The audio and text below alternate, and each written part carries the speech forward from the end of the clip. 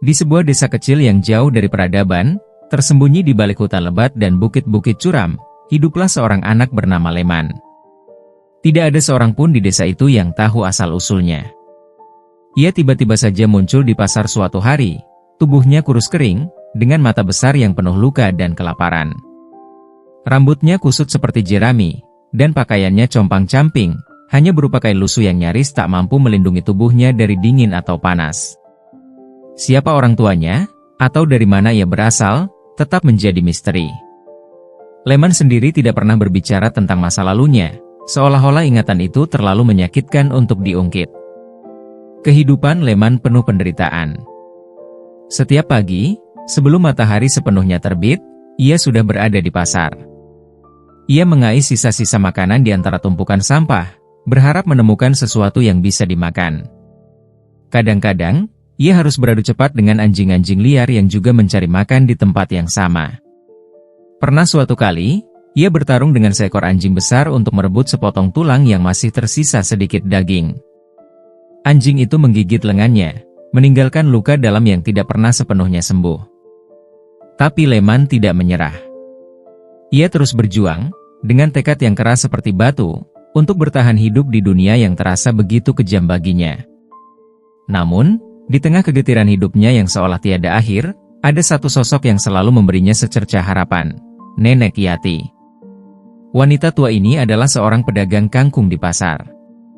Meski tubuhnya kecil dan bungkuk, wajahnya selalu dihiasi senyum lembut yang menenangkan. Rambutnya yang sudah memutih digelung rapi, dan tangannya yang keriput tak pernah lelah mengikat kangkung segar untuk dijual. Tidak ada yang tahu mengapa Nenek Yati begitu peduli pada Leman, tapi ia selalu menyisihkan sesuatu untuk anak itu. Kadang-kadang, itu berupa seikat kangkung yang layu, kadang sebuah pisang yang sudah terlalu matang. Ambil ini, Le, kata Nenek Yati suatu pagi, menyerahkan sebungkus kecil nasi bungkus yang ia simpan dari sarapannya sendiri. Kau harus makan. Tubuhmu kurus sekali. Leman menerima bungkusan itu dengan tangan gemetar, matanya berkaca-kaca. Ia tidak menangis. Leman jarang menangis, mungkin karena ia sudah terlalu terbiasa dengan penderitaan. Tapi di matanya, ada rasa terima kasih yang dalam, yang tidak bisa ia ungkapkan dengan kata-kata. Nenek Yati hanya tersenyum dan mengusap kepala Leman dengan lembut. Pasar desa itu adalah dunia kecil tempat berbagai macam kehidupan berputar. Ada suara pedagang yang berteriak menawarkan dagangan, bunyi sapi yang melenguh di kejauhan, dan aroma tajam rempah-rempah bercampur dengan bau amis ikan. Di tempat inilah Leman menjalani hari-harinya, mencoba bertahan hidup di antara hiruk-pikuk manusia yang kebanyakan tidak peduli pada keberadaannya. Mereka melihatnya sebagai gangguan, seorang anak gelandangan yang membawa masalah. Tapi Nenek Yati berbeda. Ia melihat sesuatu di diri Leman yang tidak bisa dilihat orang lain, mungkin secercah kebaikan yang tersembunyi di balik kulit kotor dan tubuh yang kurus itu. Hari-hari berlalu, dan ikatan antara Leman dan Nenek Yati semakin erat. Leman mulai membantu Nenek Yati di lapaknya. Ia belajar bagaimana mengikat kangkung dengan rapi, bagaimana menarik perhatian pembeli tanpa terlalu berteriak. Meski masih kecil, ia bekerja keras, berusaha membalas kebaikan wanita tua itu.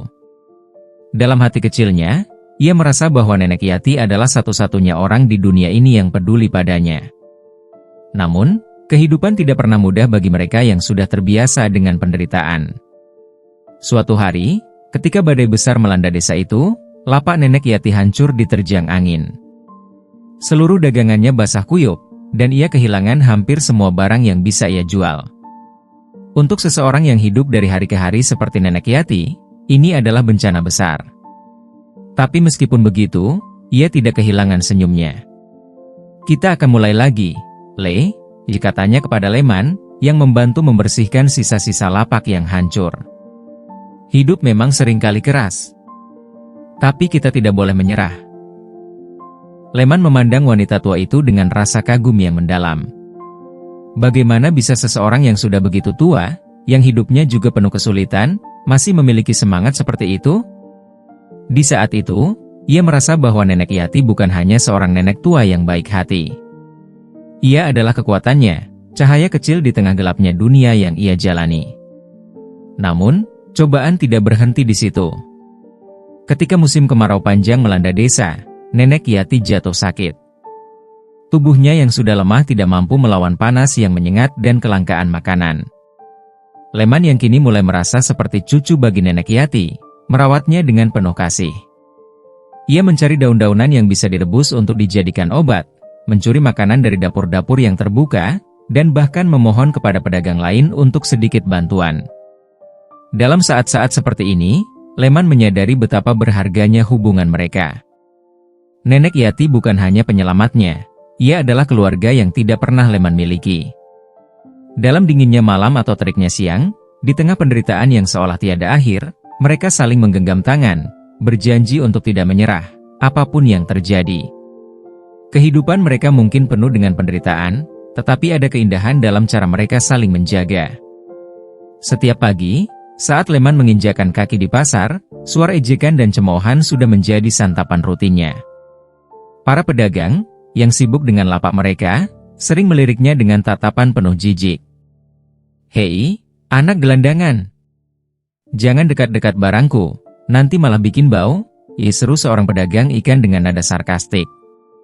"Dasar pembawa sial! Tiap kali dia datang, pasti jualanku sepi," sahut pedagang lainnya, sengaja meninggikan suaranya agar Leman mendengar. Leman hanya diam, menundukkan kepala dan melangkah menjauh. Namun di dalam hatinya, kata-kata itu terasa seperti duri tajam yang terus menusuk. Kadang, ia ingin membalas, ingin meneriakkan rasa sakitnya, tetapi ia tahu itu hanya akan memperburuk keadaan. Yang paling menyakitkan adalah ketika warga mulai menyeret Nenek Yati ke dalam masalah ini. Nenek tua itu terlalu baik pada anak gelandangan itu, bisik seorang wanita sambil menunjuk ke arah Nenek Yati. Dia tidak sadar kalau bocah itu hanya memanfaatkan dia. Benar. Lihat saja, lapaknya makin sepi sejak dia bawa anak itu. Siapa yang mau beli dari seseorang yang dekat dengan anak liar seperti itu? Kata-kata itu akhirnya sampai ke telinga Nenek Yati, tetapi wanita tua itu tidak menggubrisnya. Ia tetap menjalankan hidupnya seperti biasa, tetap memberi makan Leman, tetap tersenyum pada semua orang meski mereka mencibir di belakangnya. Namun, bagi Leman, penghinaan itu menjadi beban yang semakin berat. Ia merasa bersalah karena dirinya dianggap sebagai sumber masalah untuk satu-satunya orang yang pernah baik padanya. Suatu hari, ketika Leman sedang membantu Nenek Yati mengangkat keranjang kangkung ke pasar, seorang pria tua yang dikenal sebagai kepala desa mendekat. Ia berdiri dengan tangan bersilang di depan dada, wajahnya penuh dengan ketidaksukaan. "Leman, kau harus pergi dari sini," katanya tanpa basa-basi. "Warga sudah terlalu sering mengeluhkan keberadaanmu. Kau tidak punya tempat di desa ini." Leman terdiam, matanya terbuka lebar. Ia menatap Nenek Yati, berharap wanita tua itu akan membelanya. Tetapi sebelum Nenek Yati sempat berbicara, kepala desa melanjutkan, "Kami sudah cukup sabar selama ini. Kau bukan bagian dari desa ini. Kau hanya akan membawa masalah." Nenek Yati berdiri di depan Leman, tubuhnya kecil tetapi penuh keberanian. "Dia tidak akan pergi," katanya tegas. Leman tidak pernah menyakiti siapapun. Dia hanya anak kecil yang butuh bantuan. "Yati, kau tahu ini bukan tentang baik atau buruk," balas kepala desa. "Ini tentang ketenangan desa. Kalau kau tetap mendukung dia, kau juga akan kehilangan tempat di sini." Ancaman itu membuat suasana semakin tegang. Leman bisa merasakan dada Nenek Yati bergetar. Wanita tua itu tidak pernah takut sebelumnya, tetapi kali ini ia tahu bahwa posisinya benar-benar terancam. Sepanjang malam itu, Leman tidak bisa tidur. Ia duduk di sudut gubuk kecil Nenek Yati, memandangi wanita tua itu yang sedang tertidur dengan wajah yang tampak lelah. Leman berpikir keras. Ia tidak ingin menjadi beban lagi. Ia tidak ingin Nenek Yati kehilangan segalanya hanya karena dirinya. Keesokan harinya, sebelum fajar menyingsing, Leman meninggalkan gubuk itu. Dengan hanya membawa seikat kangkung layu yang diberikan Nenek Yati sehari sebelumnya, ia melangkah ke arah hutan, meninggalkan desa yang tidak pernah benar-benar menerimanya. Namun, ia tidak sadar bahwa Nenek Yati telah terbangun dan menyadari kepergiannya. Wanita tua itu, meski tubuhnya lemah, segera mengejarnya ke pinggir hutan. "Leman! Berhenti!" suara Nenek Yati memecah keheningan pagi. Leman berhenti melangkah, tetapi ia tidak berbalik. "Nenek, aku harus pergi," katanya dengan suara pelan. Aku hanya membawa masalah untukmu. Aku tidak ingin nenek kehilangan tempat tinggal atau lapak karena aku. Nenek Yati mendekat, meski napasnya sudah terengah-engah. Kau pikir aku peduli apa yang mereka katakan? Kau adalah keluargaku, Leman. Aku tidak peduli apa yang orang lain pikirkan. Leman berbalik, air mata mulai menggenang di matanya. Tapi aku tidak ingin nenek menderita karena aku. Mereka tidak akan berhenti sampai aku pergi. Nenek Yati menggeleng dengan tegas. Kau tidak akan pergi, Leman. Hidup ini memang penuh penderitaan, tapi kita harus menghadapi semuanya bersama. Kalau kau pergi, aku yang akan menderita. Aku sudah kehilangan terlalu banyak dalam hidupku. Jangan buat aku kehilangan kau juga. Untuk pertama kalinya, Leman membiarkan air matanya mengalir. Ia memeluk nenek Yati, merasa bahwa wanita tua itu adalah satu-satunya tempat di dunia ini di mana ia benar-benar diterima. Tetapi konflik dengan warga desa belum selesai. Penghinaan terus berdatangan, bahkan ada yang mulai bertindak lebih kasar. Lapak nenek Yati sering dirusak, dagangannya dilempar, dan Leman kembali diserang oleh anjing-anjing liar yang sengaja dilepaskan warga untuk menakut-nakutinya. Lapar adalah teman yang tak pernah meninggalkan Leman. Sejak kecil, ia mengenal rasa perih di perutnya seperti mengenal nafasnya sendiri. Setiap hari adalah perjuangan untuk bertahan hidup, dan setiap malam ia tidur dengan perut kosong, hanya ditemani suara keroncongan yang menyayat. Di pasar, makanan berlimpah di hadapannya, tetapi semuanya terasa begitu jauh dari jangkauannya. Ia hanya bisa memandangi buah-buahan segar yang tertata rapi di lapak, mencium aroma manis kue-kue tradisional yang baru keluar dari kukusan, dan mendengar bunyi renyah gorengan yang dijual pedagang. Tetapi, bagi Leman, semua itu hanyalah mimpi. Sisa-sisa makanan yang dibuang orang adalah satu-satunya harapan. Saat matahari mulai terbenam dan pedagang mulai berkemas, Leman mengendap-endap ke sudut pasar, tempat tumpukan sampah mulai menggunung. Tangannya yang kecil dan kurus menggali tumpukan itu dengan cepat, berharap menemukan sepotong roti basi atau nasi yang masih bisa dimakan. Namun, ia tidak sendirian. Anjing-anjing liar, yang juga kelaparan seperti dirinya, selalu mengawasinya. Mata mereka yang tajam bersinar dalam kegelapan, dan geraman mereka menjadi peringatan. Leman tahu, jika ia menemukan sesuatu yang berharga, ia harus berbagi atau melawan. Suatu malam, ketika ia berhasil menemukan sepotong ayam goreng yang sudah dingin, seekor anjing besar dengan bulu hitam kusut muncul dari balik tumpukan sampah. Anjing itu menggonggong keras, giginya yang tajam tampak jelas di bawah sinar bulan. Leman memegang erat potongan ayam itu, tetapi anjing itu menyerang lebih cepat dari yang ia duga. Cakar tajam anjing itu merobek kulit di lengan Leman, membuat darah segar mengalir. Rasa sakit itu membuatnya hampir menjatuhkan ayamnya, tetapi ia menggigit bibirnya dan bertahan. Dengan tangan yang gemetar, ia merobek sedikit bagian ayam dan melemparkannya ke arah anjing.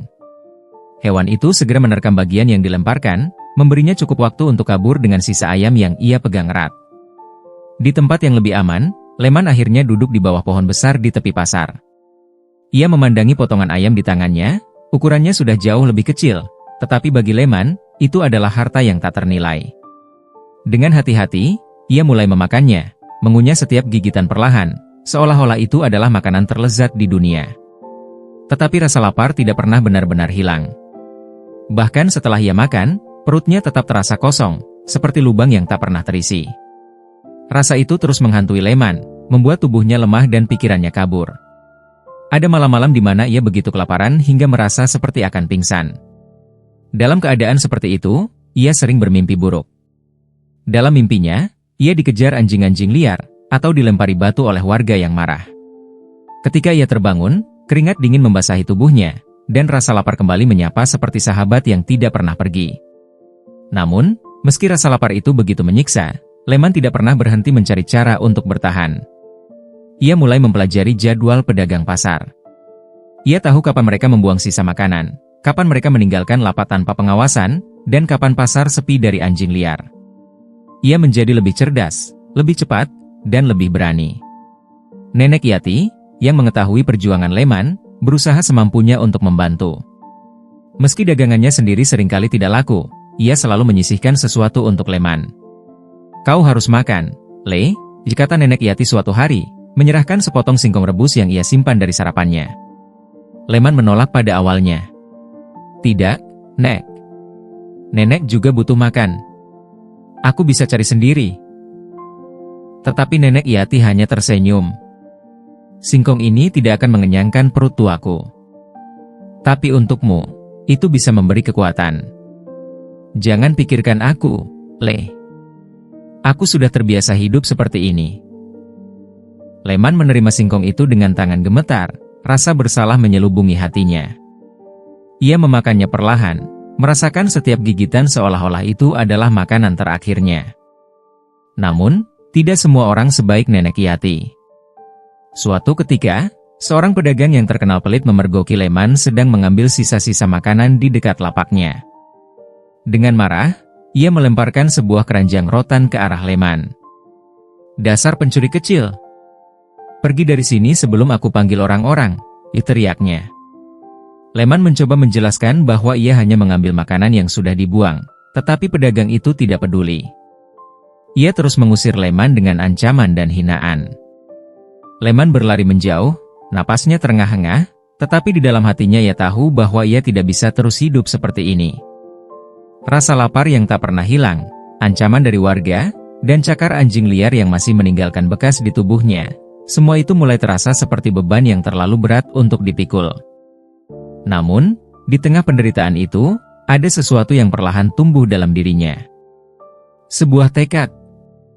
Leman mulai berpikir bahwa ia harus menemukan cara untuk mengubah nasibnya.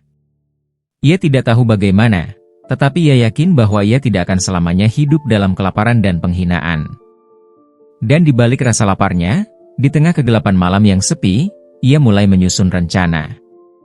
Ia akan bertahan, tidak peduli apapun yang terjadi, di tengah kerasnya dunia yang seolah tidak memberinya ruang untuk bernapas. Leman selalu menemukan oase kecil di sosok Nenek Yati. Wanita tua itu, dengan tubuh ringkihnya dan senyum yang selalu ramah, adalah satu-satunya orang di desa yang memandang Leman sebagai manusia. Ia tidak peduli dengan bisik-bisik atau pandangan sinis dari para pedagang lain. Bagi Nenek Yati, Leman bukanlah sekadar anak gelandangan, ia adalah seorang anak kecil yang membutuhkan kasih sayang. Setiap pagi, Nenek Yati membuka lapaknya di sudut pasar dengan susah payah, membawa ikatan kangkung yang ia petik sendiri dari sawah kecil di belakang gubuknya. Meski hasilnya tidak seberapa, ia selalu menyisihkan sebagian untuk Leman. "Kamu harus makan, Nak. Jangan menyerah," katanya suatu pagi, menyodorkan sebungkus nasi bungkus yang ia simpan dari sarapannya. Leman menatap bungkusan itu dengan mata berkaca-kaca, tetapi ia ragu untuk menerimanya. "Nenek juga butuh makan," gumamnya pelan. Aku tidak mau mengambil milik nenek." Nenek Yati menggeleng dan tersenyum. "Hidup ini, Leman, adalah tentang berbagi. Kalau kau kuat, nenek juga akan kuat. Jadi, makanlah. Itu membuatku bahagia." Kata-kata itu begitu sederhana, tetapi terasa seperti pelukan hangat bagi hati Leman yang dingin. Dengan tangan gemetar, ia menerima bungkusan itu dan makan di samping lapak Nenek Yati. Setiap gigitan terasa seperti hadiah, sesuatu yang lebih dari sekadar makanan. Itu adalah pengingat bahwa masih ada orang yang peduli padanya. Hari-hari berlalu, dan hubungan mereka semakin erat. Leman mulai membantu Nenek Yati di lapaknya. Ia belajar mengikat kangkung dengan rapi, membersihkan daun-daun yang kotor, dan bahkan melayani pembeli. Meski kecil, ia bekerja dengan semangat, merasa bahwa ia akhirnya bisa melakukan sesuatu yang berarti. Namun, keberadaan Leman di lapak Nenek Yati tidak selalu disambut baik.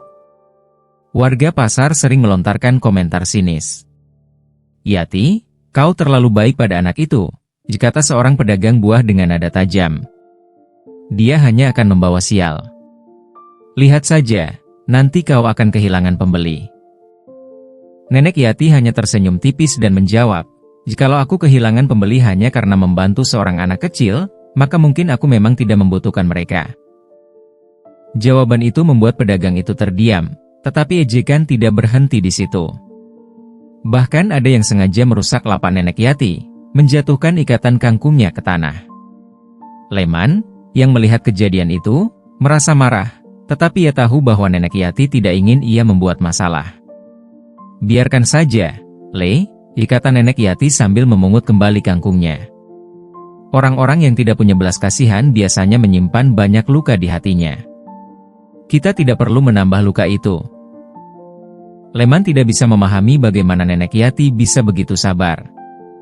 Wanita tua itu menghadapi dunia yang keras dengan kelembutan yang luar biasa. Dan disitulah Leman belajar tentang kekuatan yang sejati, kekuatan untuk tetap baik hati meski dunia tidak memberimu alasan untuk itu. Namun, suatu hari, sesuatu terjadi yang mengubah segalanya. Saat mereka berdua sedang membereskan lapak setelah pasar mulai sepi, seorang lelaki asing datang mendekat. Penampilannya berbeda dari warga desa, pakaiannya rapi, wajahnya bersih, dan matanya tajam memandang ke arah Leman. Anak ini, katanya kepada Nenek Yati sambil menunjuk Leman. Dari mana dia berasal? Nenek Yati tertegun. Ia tidak pernah tahu asal-usul Leman, dan ia tidak pernah menanyakannya karena ia merasa itu bukan hal yang penting. Dia hanya anak yang butuh tempat tinggal, jawabnya hati-hati. Lelaki itu mengangguk pelan, tetapi wajahnya tampak penuh pemikiran. Aku mencari seseorang, katanya akhirnya. Seorang anak yang hilang bertahun-tahun lalu. Anak itu punya tanda lahir di pundaknya. Mendengar itu, Leman terdiam. Ia memang memiliki tanda lahir kecil berbentuk bulan sabit di pundaknya, tetapi ia tidak pernah menganggapnya istimewa. Dengan ragu, ia menarik lengan bajunya sedikit, menunjukkan tanda itu. Wajah lelaki itu berubah. Mata yang tadi tajam kini dipenuhi keterkejutan. Itu dia, gumamnya. Itu anaknya. Nenek Yati dan Leman saling memandang, bingung sekaligus cemas. Anaknya siapa? Tanya Nenek Yati. Lelaki itu tidak menjawab langsung. Ia mengeluarkan sebuah foto tua dari sakunya dan menyerahkannya kepada Nenek Yati. Di foto itu, terlihat seorang wanita muda yang sedang menggendong bayi dengan tanda lahir yang sama di pundaknya. Dia anak dari seorang wanita bernama Siti, katanya dengan suara berat. Dan aku adalah pamannya. Leman tertegun. Nama itu, Siti, terasa asing tetapi juga seolah-olah menyimpan sesuatu yang dalam di benaknya. Ia tidak tahu apa yang harus ia rasakan, bahagia karena akhirnya ada yang mencari dirinya, atau takut karena kehidupannya yang sederhana bersama Nenek Yati mungkin akan berubah selamanya. Di saat yang sama, Nenek Yati merasakan ketakutan lain. Meski ia tahu bahwa Leman bukanlah anak kandungnya, ia telah menganggapnya seperti cucu sendiri. Bagaimana jika lelaki ini membawa Leman pergi? Bagaimana jika ia kehilangan satu-satunya alasan yang membuatnya merasa hidup? Dan disinilah konflik baru dimulai. Hubungan Leman dan Nenek Yati diuji oleh kedatangan lelaki asing ini, yang membawa kabar tentang masa lalu Leman yang selama ini terpendam. Hari-hari yang dilalui Leman bersama Nenek Yati terasa berbeda. Untuk pertama kalinya dalam hidupnya, ia merasakan kebahagiaan, meski sederhana.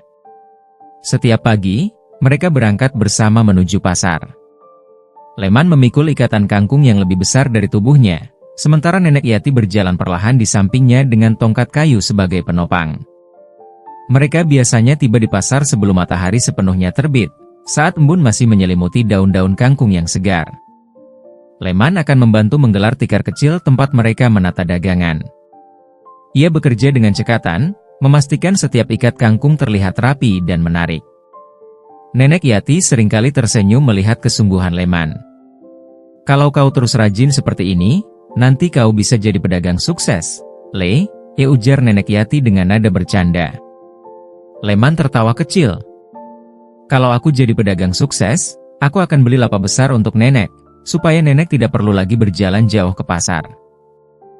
Percakapan seperti itu, meski sederhana, membuat hari-hari mereka terasa lebih ringan. Namun, kebahagiaan itu tidak pernah benar-benar bebas dari gangguan. Para pedagang lain masih sering memandang mereka dengan sinis. Beberapa bahkan terang-terangan mengusir Leman ketika ia mencoba menawarkan kangkung kepada pembeli. Pergi sana, anak jalanan, teriak seorang pedagang cabai suatu pagi. Kau hanya membuat pelanggan takut. Leman terdiam, menundukkan kepala.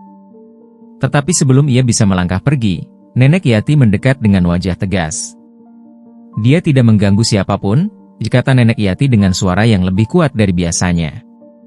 Dan kalau kau merasa pelanggan takut hanya karena seorang anak kecil, mungkin masalahnya bukan pada anak ini, tapi pada dirimu sendiri."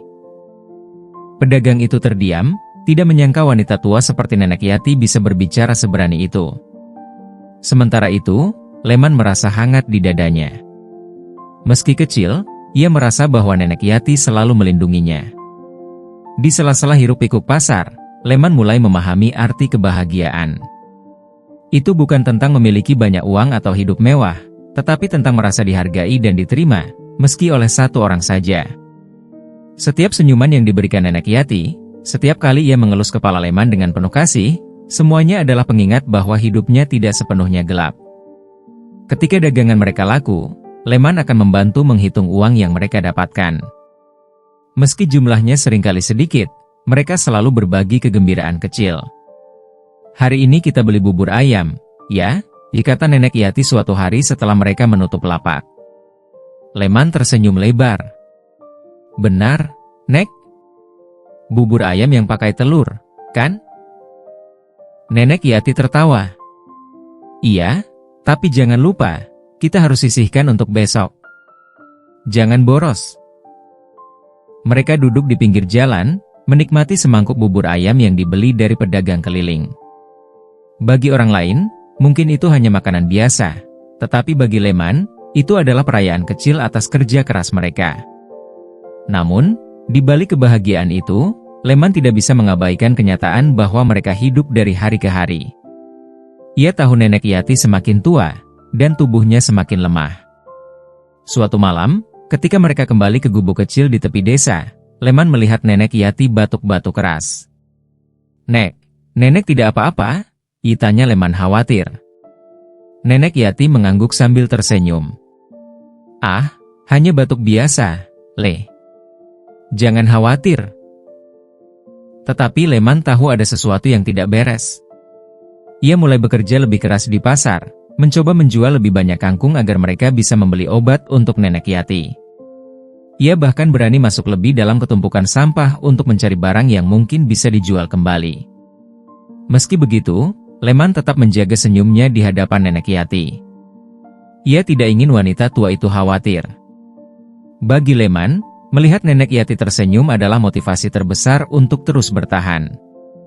Namun, suatu malam, saat mereka berbincang di depan api kecil di gubuk mereka, Nenek Yati berkata sesuatu yang membuat hati Leman tersentak.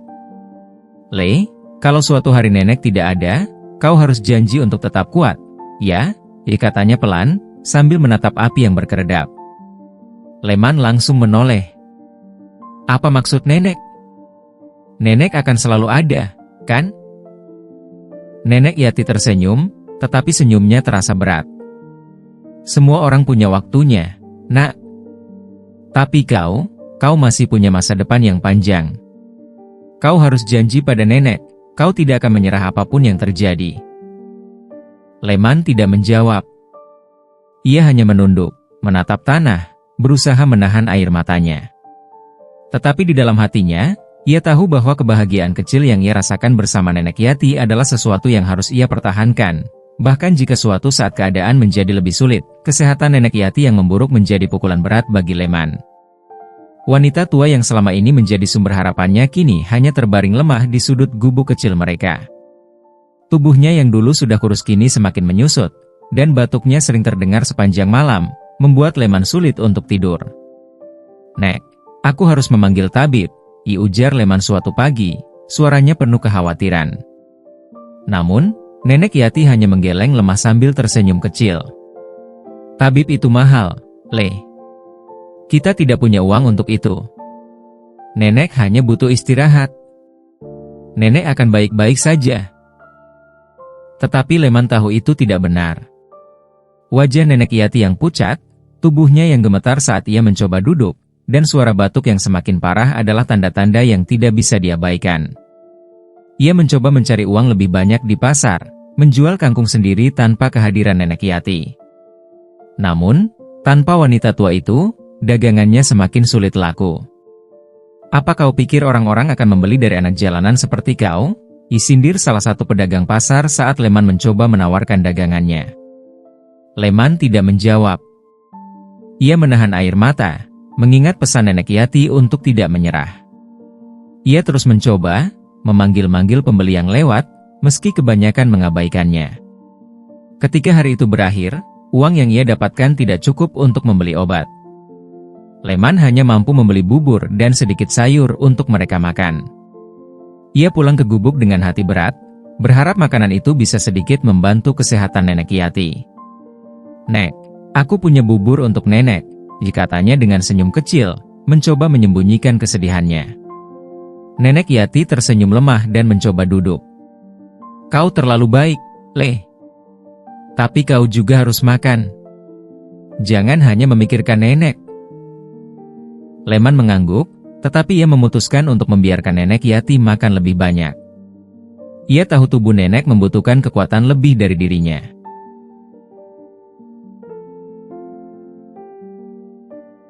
Malam itu, setelah memastikan nenek Yati nyaman, Leman keluar dari gubuk dan duduk di bawah langit malam. Bintang-bintang bersinar terang, tetapi hatinya terasa gelap. Ia merasa tidak berdaya, tidak tahu harus melakukan apa untuk menyelamatkan satu-satunya orang yang peduli padanya.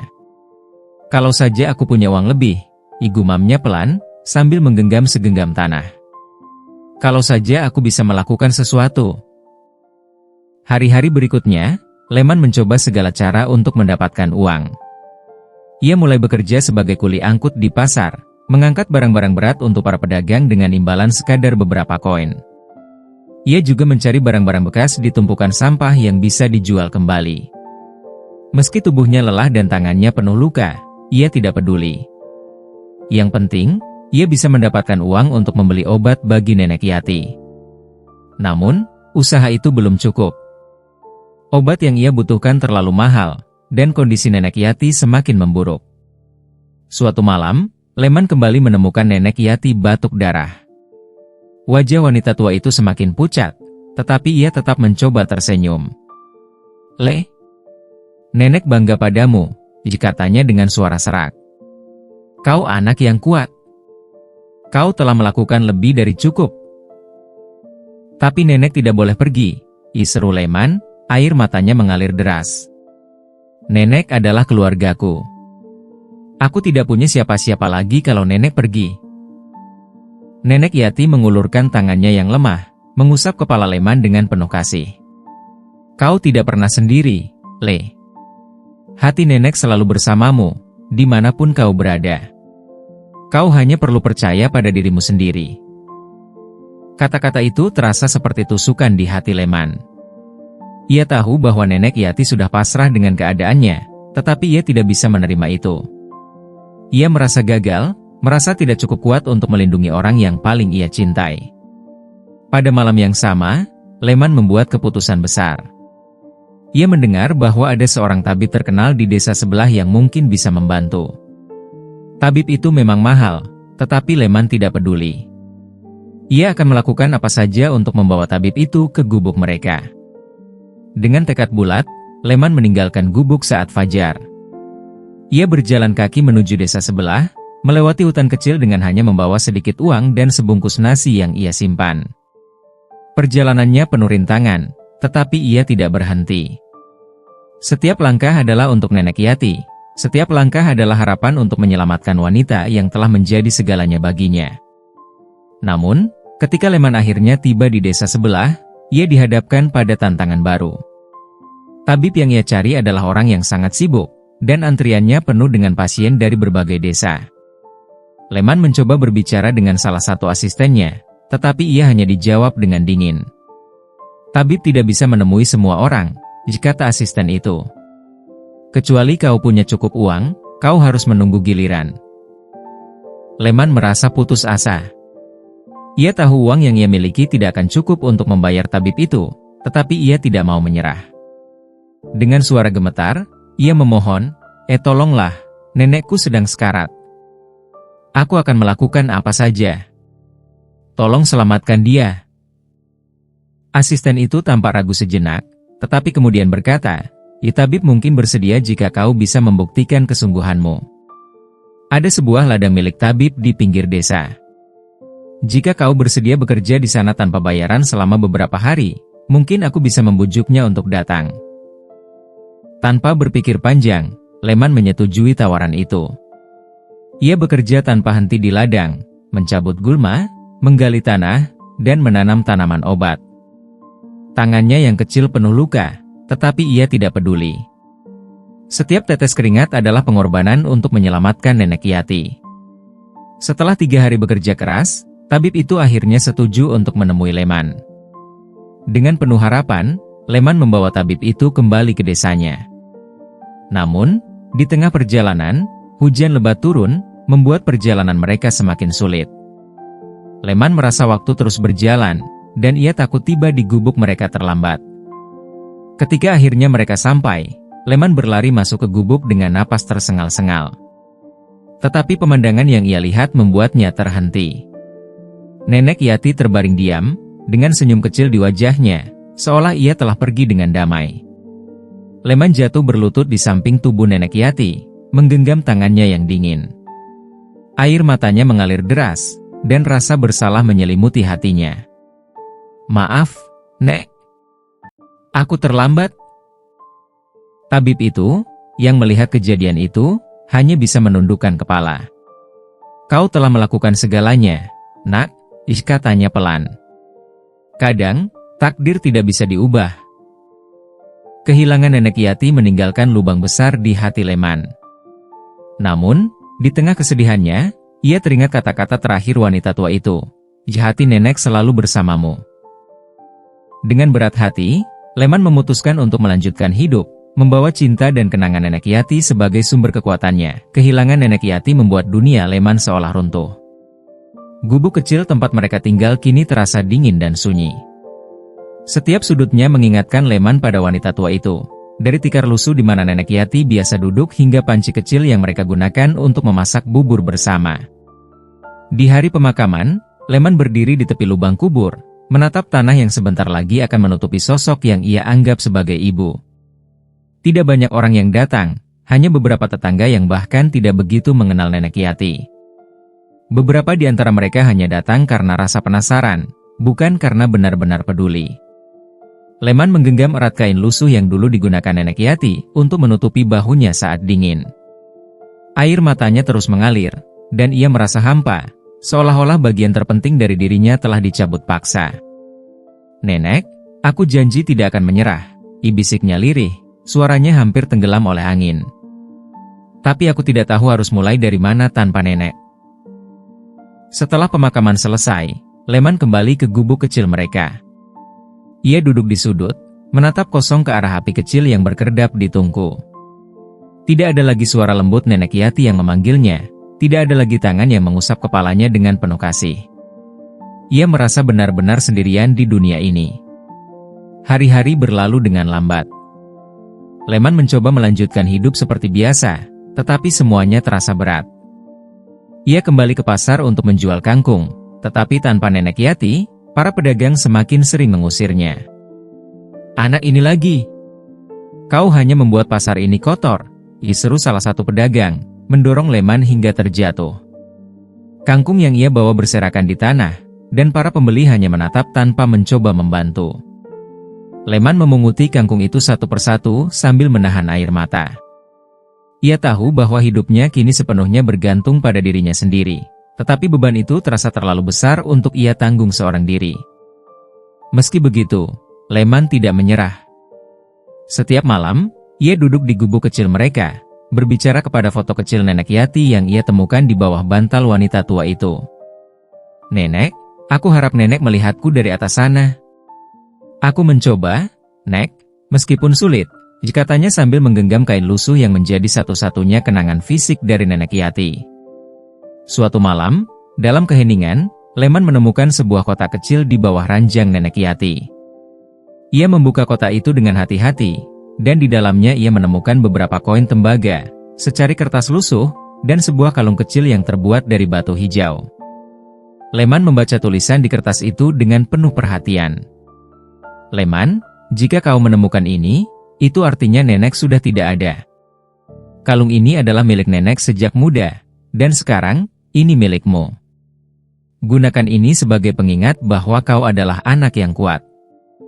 Dunia ini kejam, Le, tapi kau harus percaya bahwa kau bisa menghadapinya." jangan pernah menyerah, karena nenek akan selalu bersamamu dalam hati. Air mata Leman mengalir deras. Ia menggenggam kalung itu erat-erat dan menggantungnya di lehernya. Kata-kata nenek Yati menguatkan tekadnya, meskipun rasa sakit kehilangan itu masih menghantui. Esok harinya, Leman kembali ke pasar dengan semangat baru. Ia membawa kangkung yang ia susun rapi di keranjang, mencoba menarik pembeli dengan senyuman kecil yang ia paksa muncul di wajahnya. Beberapa orang masih mencemoohnya, tetapi ada 1 atau 2 pembeli yang mulai melirik dagangannya. Anak ini rajin juga, dikata seorang ibu yang akhirnya membeli 2 ikat kangkung darinya. Ucapan sederhana itu memberikan Leman harapan kecil. Ia mulai berpikir bahwa mungkin, meskipun perlahan, ia bisa membangun kehidupannya sendiri. Namun, kehidupan tidak berhenti memberikan cobaan. Suatu malam, badai besar melanda desa. Angin kencang dan hujan deras membuat gubuk kecil Leman roboh. Ia hanya bisa berlindung di bawah reruntuhan, menggigil kedinginan sambil memeluk kain lusuh nenek Yati. "Kenapa hidup ini begitu sulit, Nek?" bisiknya pelan di tengah suara hujan. "Aku sudah berusaha, tapi semuanya terasa semakin berat." Ketika pagi tiba, Leman menatap reruntuhan gubuknya dengan mata kosong. Ia tahu ia tidak bisa tinggal di sana lagi. Dengan berat hati, ia mengemas barang-barangnya yang tersisa, termasuk kalung hijau pemberian nenek Yati, dan memutuskan untuk meninggalkan desa itu. Leman berjalan tanpa tujuan, hanya berbekal keberanian dan tekad yang ditanamkan nenek Yati padanya. Di sepanjang perjalanan, ia terus mengingat kata-kata wanita tua itu. "Jangan pernah menyerah, karena kau lebih kuat dari yang kau kira." Meski rasa kehilangan masih membayangi setiap langkahnya, Leman tahu bahwa ia tidak boleh menyerah.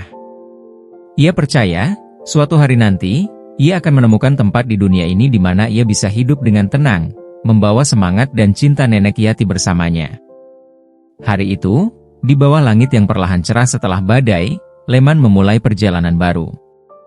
Perjalanan untuk menemukan makna hidup, dan untuk membuktikan kepada dunia bahwa meskipun ia hanya seorang anak yatim piatu tanpa siapa-siapa, ia mampu bertahan dan bangkit dari segala keterpurukan. Ketika Leman membuka matanya, ia mendapati dirinya berbaring di atas tanah lembab.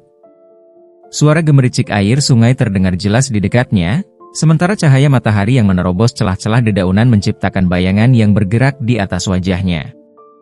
Ia menggigil, tidak hanya karena dingin, tetapi juga karena rasa takut yang menghantui. Hutan itu terasa begitu asing. Pepohonan besar menjulang tinggi, menutupi langit seperti kanopi raksasa. Semak-semak lebat mengelilinginya, menyembunyikan dunia luar dari pandangan. Leman mencoba bangkit, tetapi tubuhnya terlalu lemah. Perutnya kembali meronta, mengingatkan bahwa ia belum makan sejak pagi. "Di mana aku?" gumamnya pelan, suaranya serak. Namun, tidak ada jawaban selain suara burung dan desiran angin yang menyapu dedaunan. Leman menggenggam perutnya yang kosong dan memaksa dirinya berdiri. Ia tahu, jika ia tetap di sana tanpa melakukan apa-apa, ia mungkin tidak akan selamat. Dengan langkah terseok-seok, ia mengikuti aliran sungai, berharap menemukan sesuatu, apa saja, yang bisa memberinya makanan atau perlindungan. Setiap langkah terasa berat, tetapi tekadnya untuk bertahan hidup mendorongnya untuk terus maju. Saat berjalan, Leman melihat buah-buah liar yang tergantung di dahan pohon. Ia tidak tahu apakah buah itu aman untuk dimakan, tetapi rasa lapar mengalahkan logikanya. Ia memetik beberapa buah dan memakannya dengan tergesa-gesa, meski rasanya asam dan getir. Namun, saat matahari mulai tenggelam, kegelapan hutan menyelimuti segalanya. Suara-suara hewan malam mulai terdengar, membuat Leman merapatkan tubuhnya ke sebuah batu besar di tepi sungai. Ia merasa kecil dan tak berdaya di tengah hutan yang terasa seperti monster hidup. Tiba-tiba, ia mendengar suara langkah mendekat. Jantungnya berdegup kencang. Ia memejamkan mata, berharap suara itu hanya imajinasinya. Namun, langkah itu semakin dekat, hingga akhirnya ia melihat sesosok bayangan besar di hadapannya. "Loh, siapa kau, Nak?" Leman membuka matanya perlahan. Di hadapannya berdiri seorang pria tua dengan tubuh kekar dan rambut yang mulai memutih. Pria itu membawa tombak di tangannya, tetapi wajahnya tidak menunjukkan ancaman. Sebaliknya, ada rasa ingin tahu dan sedikit kekhawatiran di matanya. Aku. Leman tidak tahu harus berkata apa. Ia terlalu lelah dan takut. Pria itu berjongkok, memperhatikan Leman dengan seksama. Kau dari desa, ya? Kenapa bisa sampai di sini? Leman akhirnya memberanikan diri bercerita. Ia menceritakan bagaimana ia dikejar oleh para pedagang, bagaimana ia berlari tanpa arah, hingga akhirnya pingsan di tepi sungai. Pria itu mendengarkan dengan sabar, mengangguk-angguk seolah memahami setiap kata yang keluar dari mulut Leman. Namaku Pak Sabri, kata pria itu akhirnya. Aku tinggal di pondok di tengah hutan ini. Kalau kau tidak keberatan, kau bisa ikut denganku. Hutan ini bukan tempat untuk anak kecil sepertimu sendirian. Leman ragu sejenak. Ia tidak mengenal pria ini, dan ia telah belajar bahwa tidak semua orang baik seperti Nenek Yati. Tetapi, perutnya yang lapar dan tubuhnya yang lemah membuatnya tidak punya pilihan lain. Dengan anggukan kecil, ia mengikuti pria itu menuju pondoknya. Pondok Pak Sabri terletak di sebuah tanah lapang kecil yang dikelilingi pepohonan tinggi. Bangunannya sederhana, terbuat dari kayu dan beratapkan daun kelapa. Di depan pondok, ada ladang kecil yang ditanami berbagai tanaman seperti singkong, jagung, dan sayur mayur. Ini rumahku, kata Pak Sabri sambil membuka pintu pondok. Kecil, tapi cukup nyaman. Leman melangkah masuk, matanya langsung tertuju pada dapur kecil di sudut ruangan. Aroma sup yang hangat memenuhi udara, membuat perutnya berkeroncong lagi. Pak Sabri tertawa kecil. Kau lapar, ya? Tunggu sebentar, aku ambilkan makanan untukmu. Leman duduk di lantai kayu, memperhatikan pria itu dengan hati-hati. Dalam beberapa menit, semangkuk sup hangat dan sepotong roti kasar diletakkan di depannya. Ia langsung melahap makanan itu tanpa berpikir, lupa sejenak tentang sopan santun. Pak Sabri hanya tersenyum, membiarkannya makan dengan lahap.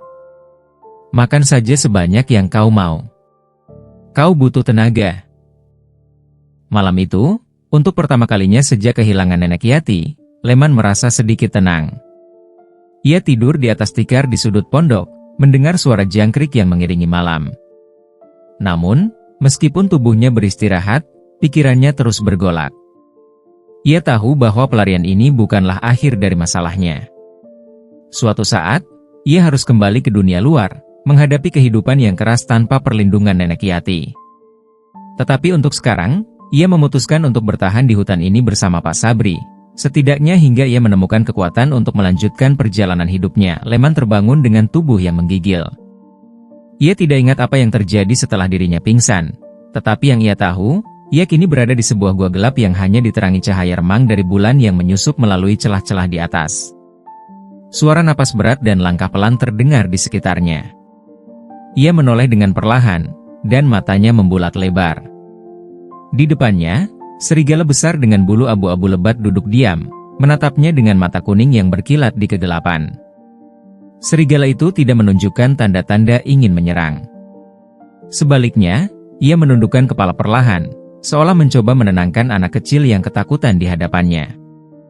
Di belakang sang alfa, Leman melihat serigala-serigala lain. Mereka berdiri berjaga, seolah melindungi gua itu dari ancaman luar. Beberapa serigala yang lebih kecil berbaring di sudut, tampak tenang tetapi tetap waspada. Leman menahan napas, tidak berani bergerak. Apa yang kalian inginkan dariku? Tanyanya dengan suara bergetar. Serigala abu-abu itu mendekat perlahan. Leman mundur sedikit, tetapi tidak ada agresi dari hewan itu. Sang alfa hanya menundukkan kepala dan menggesekkan hidungnya ke tangan Leman, seolah mencoba menyampaikan pesan, kau aman di sini. Leman bingung. Serigala-serigala ini seharusnya memburunya, tetapi mereka tidak melakukannya. Sebaliknya, sang alfa berdiri, berbalik, dan melolong pelan. Seekor serigala lain datang membawa sesuatu di mulutnya, sepotong daging mentah yang tampak masih segar. Leman menatap daging itu dengan mata penuh keraguan. Ia sangat lapar, Tetapi bagaimana mungkin ia memakan sesuatu yang diberikan oleh hewan buas? Namun, rasa lapar yang tak tertahankan akhirnya memaksa Leman menerima pemberian itu. Ia mencoba menggigit daging tersebut, tetapi terlalu keras untuk dikunyah. Sang alfa tampaknya menyadari kesulitan Leman. Ia mengambil daging itu kembali, membawanya ke sudut gua, dan mulai merobeknya menjadi potongan-potongan kecil dengan gigi tajamnya. Setelah itu, ia mendorong potongan daging tersebut kembali ke arah Leman. "Terima kasih," bisik Leman, meskipun ia tahu serigala itu tidak akan mengerti. Malam itu, Leman menghabiskan waktu bersama kawanan serigala. Mereka tidak mengusiknya, hanya berjaga di sekelilingnya seperti sebuah keluarga yang melindungi anggotanya. Sang alfa bahkan berbaring di dekat Leman, memberikan kehangatan dari tubuhnya yang besar dan kuat. Hari-hari berlalu, dan Leman mulai memahami pola hidup kawanan serigala itu. Mereka memburu mangsa bersama, tetapi selalu memastikan bahwa ia mendapatkan bagian makanan. Sang alfa, yang kini ia panggil Abu, karena warna bulunya, selalu berada di dekatnya, seolah menganggapnya sebagai bagian dari kawanannya. Leman belajar banyak dari mereka. Ia belajar bagaimana membaca isyarat tubuh serigala, bagaimana mereka bekerja sama untuk bertahan hidup, dan bagaimana mereka saling melindungi. Di antara mereka, ia merasa diterima, sesuatu yang jarang ia rasakan di dunia manusia. Namun, kehidupan di hutan tidak selalu tenang. Suatu malam, kawanan serigala bertemu dengan ancaman besar, sekelompok pemburu yang memasuki hutan dengan senjata. Leman terbangun oleh suara tembakan yang menggema di kejauhan. Abu segera melolong keras, membangunkan seluruh kawanan. Mereka segera bergerak, membawa Leman ke tempat yang lebih aman di dalam hutan. "Abu, apa yang terjadi?" tanya Leman, meskipun ia tahu tidak akan mendapatkan jawaban. Abu hanya mendorong Leman dengan hidungnya, memaksanya untuk bergerak lebih cepat. Namun, di tengah pelarian mereka, salah satu serigala muda tertinggal. Leman melihatnya terjebak di antara akar pohon besar, berjuang untuk melepaskan diri. "Abu, kita harus membantunya," seru Leman. Abu tampak ragu sejenak, tetapi akhirnya mengangguk. Bersama-sama, mereka kembali ke arah serigala muda itu. Leman berusaha menarik akar yang menjebak kaki serigala tersebut, sementara Abu berjaga di dekatnya. Tepat saat Leman berhasil melepaskan serigala muda itu, suara langkah kaki para pemburu semakin mendekat. Abu melolong keras, memberi isyarat kepada kawanannya untuk pergi. Namun, ia sendiri tetap tinggal, berdiri tegak di antara Leman dan para pemburu. "Abu, jangan!" Leman memohon, tetapi serigala itu tidak bergerak. Saat para pemburu muncul, Abu mengeluarkan geraman rendah, memperingatkan mereka untuk tidak mendekat.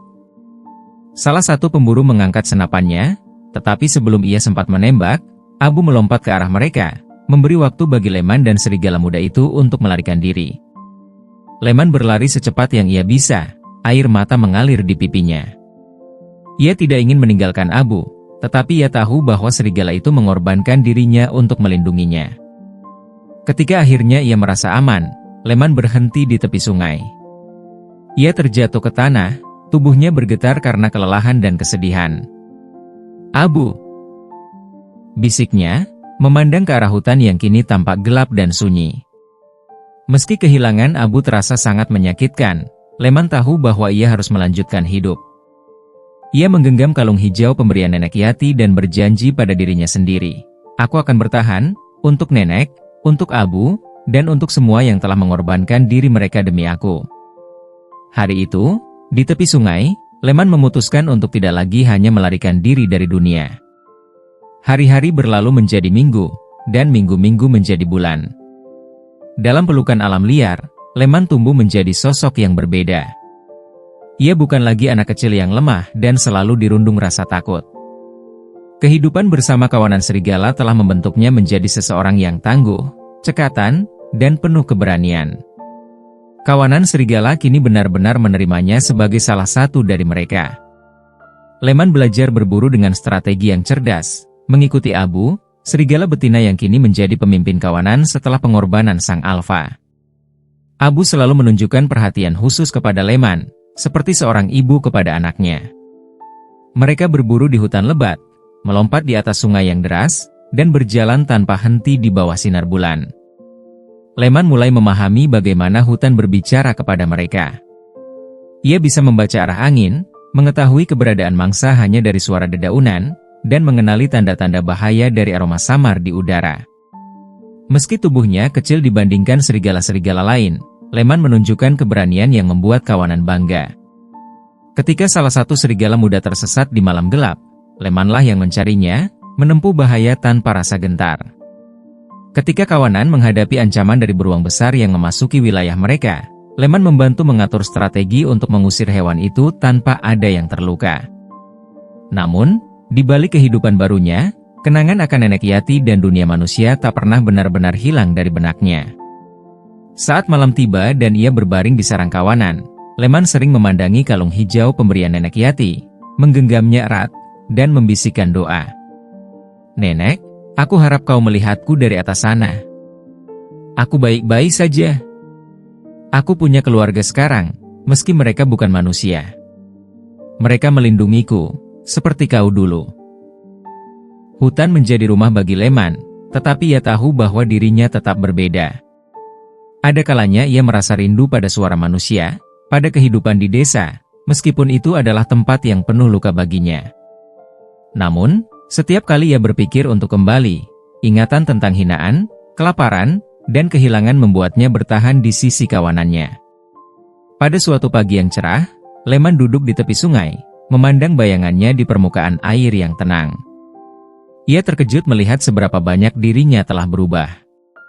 Wajahnya yang dulu kurus kini lebih kuat, penuh bekas luka yang ia dapat dari kehidupan liar. Matanya tidak lagi menunjukkan rasa takut, tetapi kekuatan dan keteguhan hati. Abu mendekatinya dan menjilat pipinya dengan lembut. Leman tertawa kecil, mengusap kepala serigala itu. "Aku beruntung memiliki kalian," jika tanya pelan. Hari itu, Leman memutuskan bahwa meskipun ia berasal dari dunia manusia, ia akan menjalani hidupnya sebagai bagian dari keluarga baru ini. Di tengah hutan, ia menemukan kebebasan yang tak pernah ia rasakan sebelumnya. Tidak ada yang mencemooh atau menghukumnya. Di sini, ia diterima apa adanya. Tahun demi tahun berlalu. Leman tumbuh menjadi sosok yang hampir melegenda di hutan. Para pemburu dan penjelajah yang berani memasuki hutan sering mendengar cerita tentang seorang anak manusia yang hidup bersama serigala. Seorang, anak hutan, yang melindungi wilayah itu seperti roh penjaga. Namun, Leman tidak peduli dengan cerita-cerita itu. Baginya, hidupnya bukan tentang menjadi legenda, tetapi tentang menjaga keluarga yang telah menyelamatkannya. Ia memastikan bahwa kawanan serigalanya selalu aman, dan bahwa hutan yang mereka tinggali tetap menjadi rumah bagi mereka semua. Di suatu malam, di bawah cahaya bulan purnama, Leman duduk di puncak bukit bersama Abu. Ia memandang hutan yang terbentang luas di bawahnya, merasakan angin malam yang sejuk. "Nenek Yati, kau benar. Hidup ini memang penuh dengan tantangan," jika tanya pelan, seolah berbicara pada bintang-bintang. "Tapi aku tidak menyerah. Aku menemukan kebahagiaanku di sini." Abu melolong panjang, dan kawanan lainnya bergabung, menciptakan simfoni malam yang indah. Leman ikut tertawa kecil, merasa bahwa untuk pertama kalinya dalam hidupnya, ia benar-benar berada di tempat yang ia sebut rumah. Dan di sanalah ia tetap tinggal, menjalani kehidupannya di tengah hutan yang liar namun penuh kehangatan, bersama keluarga baru yang tidak pernah memandangnya dengan hinaan, tetapi dengan rasa hormat dan cinta yang tulus.